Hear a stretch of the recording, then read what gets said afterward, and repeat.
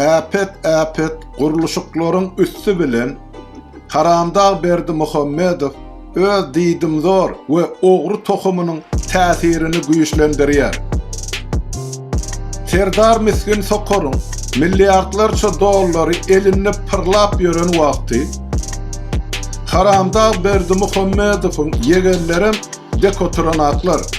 Olar şammy şumuryň ýol başçylygyny uly ýük maşynlary bilen guruluşyga zerur bolan materiallary daşamak bilen meşgullanýarlar.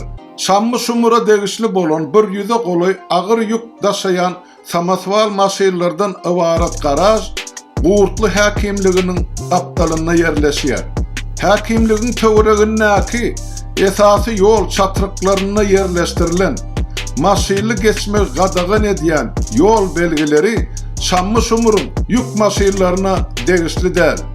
Soňky sany 7lik belgisi bilen tamamlanýan maşynlaryň kime degişlidigini avto inspektorlar anyk bilýärler we bu maşynlar saklamagy milk edip bilen aklar. Tersine olary güler ýüz bilen garşylap eskort bilen uğradýarlar.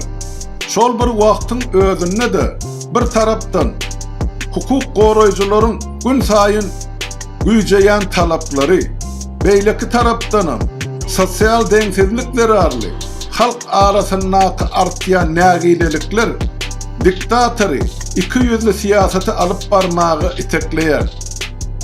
Bir tarapdan ol jomart kişi bolup, beýleki tarapdan halky gorky astyna saklamak bilen haramda umumy nägileligiň we närazylygyň netijesinde halkyň duýdansyz ýagdaýda köçelere çykmagynyň öňüni almak isleýär. Şonuň üçin hem diktator hemme göz edip öz işgärlerini we dostlaryny gönülüň aňyrsyna taşlan baş prokuroru ýagly käýs yglan edýär we şol bir wagtyň özünde de diňe bir çinownikleriň däl tutuş halkyň öz öňünde ýallaklap durmagyny talap edýär.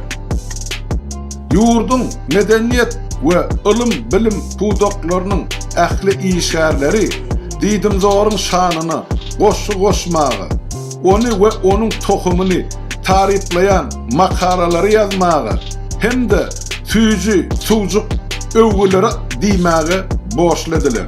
Jenallardır çağalar bolsa 8. Mart münasibetli diktatorun sowgat paylan 60 manadyny ýagny Ara bazar hümmeti boyunça 3 Amerikan dollary salynan bukçolary maňlaýlaryna sylyp diktatorun ejesinin bagtly zamanasyna doğulup yaşayanlıklar için Allah Teala alkış baryny okudular.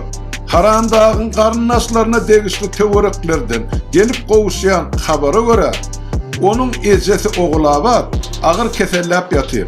Şu sebäpli tiz wagtda Harambaşy Niýazowyň ejesine dikilen adalatlyk heykeliniň ornuny Haramdağın ejesine niýetlenen heykeliň oturdulmagyna garaşylýar. Ýurtdaky iqtisady krizisi gözüňe tutsak, onu Gurban Sultanyň heykelinden onun kellesini ayırıp, onun ornuny Ogulabadyň kellesiniň oturdulmagy gaty ähtimal.